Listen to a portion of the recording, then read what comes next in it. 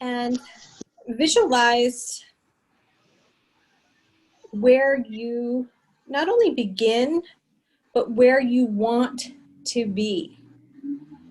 So perhaps it's in a relationship, perhaps it's in a workplace, perhaps it's in a goal or another social situation. So seeing yourself even larger and in a different time and space than you are right now, nearly like manifesting.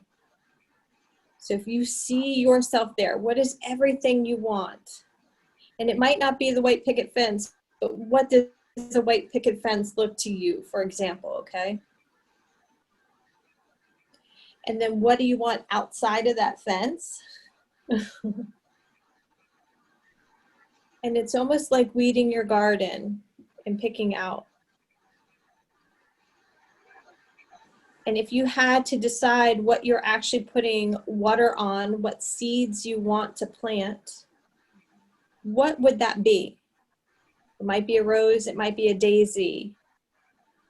So what does that flower represent to you? What does that seed represent to you that you want to manifest in your life? And so a flower needs water, a flower needs soil, it needs sun to grow. What do you need to grow this idea for you to manifest?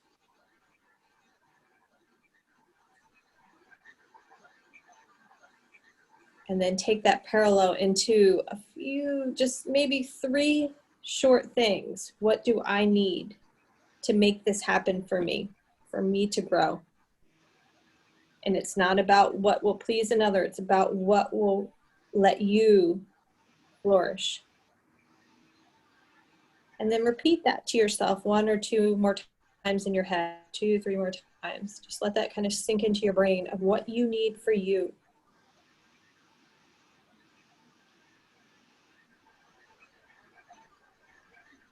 Non-negotiable. And then when you've kind of got that place, you can kind of open your eyes, you can write that down real quick, or you can share it, it's up to you.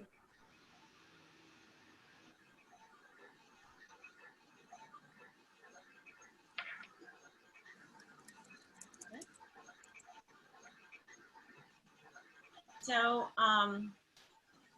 it's really important for us not to let anybody be the source of our happiness. This is codependency, and that means you're giving your power away, which causes resentment. So it's really important to realize that everything that we do is completely voluntary. And if you do this, if you have good boundaries, you won't get upset and there will be no resentment afterwards. And when you set boundaries, this is really your freedom. So it's a basic need that we all have, just like we need love, we need freedom just as much. So it's important that we really nourish this space. And when you talk about clearly defining your boundaries and also stating them to another person, it doesn't have to be from a rigid place. It's good to be centered to talk about it. And it's okay to start with, rigid boundaries if you need to.